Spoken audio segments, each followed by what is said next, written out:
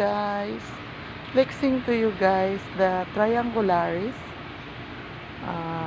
Meron silang triangularis na variegated guys.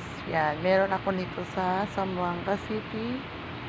Look guys, oh, nakakabilib naman. Ang nice, nag-bloom, full moon siya guys. Ayan, nagpo-full moon yung leaves.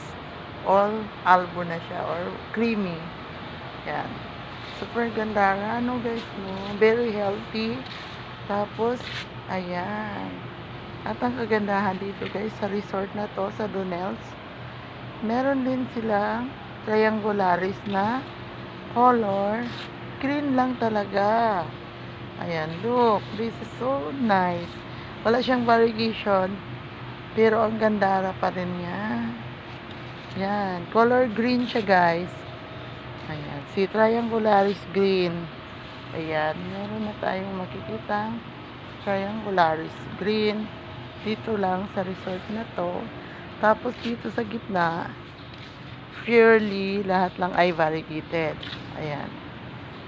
Ayan sila guys. Ayan, variegated. Tapos dito sa other side, eto, may variegated dito sa back portion ng decoration nila. Then dito na yung green. Ayan. Super nice din siya tingnan. Ayan, ang ganda guys. At ang lago-lago. Very lush. Ayan. Thank you everyone for watching.